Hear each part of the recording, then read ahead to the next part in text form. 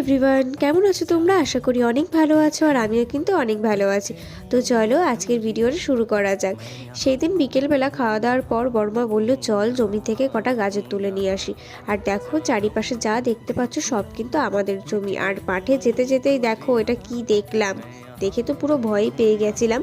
তো যাই হোক ওটাকে ইগনোর করে চলে গেলাম সামনের দিকে। আর দেখো গাজর তো প্রায় তোলাই হয়ে গিয়েছে, তাই জন্য কিন্তু সাইড দিয়ে কিছুটা ছিল, সেখান থেকেই কিন্তু আমরা গাজর তুলতে গিয়েছিলাম। তোমরা আবার ভেবো না যে আমরা কিন্তু অন্য কারোর জমি থেকে চুরি করছি, সেটা কিন্তু একদমই না। এই সব জমি কিন্তু আমাদেরই, তাই জন্য কিন্তু সব তোলা হয়ে যাওয়ার পর এক সাইড দিয়ে আমরা বলেছিলাম রেখে দেওয়ার জন্য, কারণ অনেক সময় তো খাওয়ার জন্য লাগে, তাই জন্য কিন্তু আমরা গিয়েছিলাম সেই দিন সবাই মিলে গাজর তুলতে। তো দেখো গাজর তুলে কিন্তু বাড়ি চলে এসছে, আর দেখো কতগুলো গাজর কিন্তু তুলেছে, আরও কিন্তু দুটো প্লাস্টিক ছিল।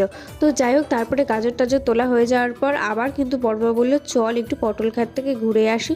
তো পটল ক্ষেতে ঘুরে ঘুরে দেখলাম সেইভাবে মানে পটলের সিজন যেহেতু এখন নেই, তাই পটল কিন্তু অনেকটাই জমিতে কমে গিয়েছে। তাও ঘুরে ঘুরে ওই যেই কটা পেয়েছি।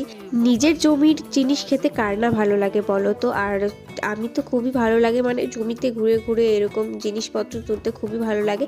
তো যাই হোক তোমরা দেখো এখানে কিন্তু আমি আর বড়মা মিলে অনেকগুলোই তুলে ফেলেছি সারা জমিতে ঘুরে ঘুরে। তো তোমাদের এই মিনি ব্লগটা কেমন লাগলো অবশ্যই জানিও। দেখা হচ্ছে নেক্সট কোনো ব্লগে। টাটা।